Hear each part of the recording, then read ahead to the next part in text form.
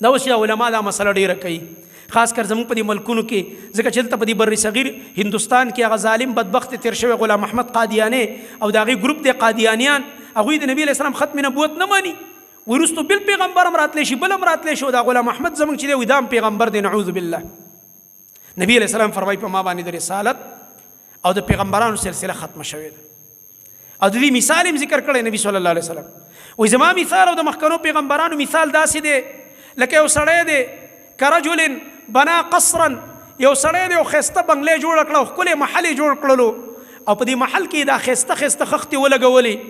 وایي خلک راځي او د دې محل نه غیر چاپیره تاویږي، د دې ویزټ کوي او هر سړی وایي څومره ښایسته محل دی، څومره ښایسته محل دی، څومره مزیدار ډیزاین دی. خو په دې محل کې وایي د یو خښتې ځای خالی پاتې شوی دی.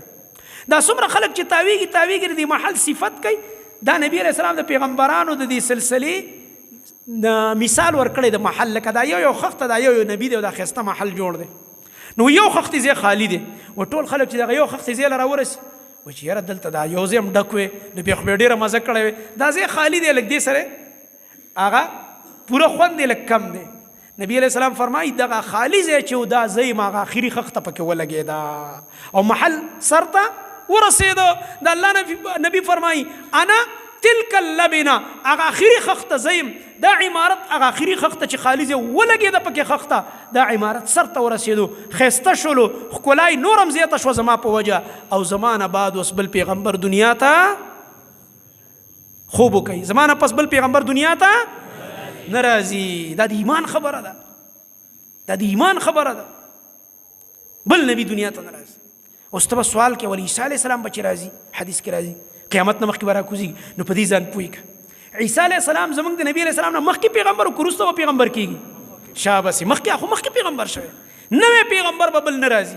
نبی علیه السلام فرمایي نوی بل پیغمبر نه راځي، نه به بل آسماني کتاب راځي. موږ آخري امت قرآن آخري کتاب، زموږ خوږ نبی آخري نبی محمد رسول الله صلی الله علیه وسلم.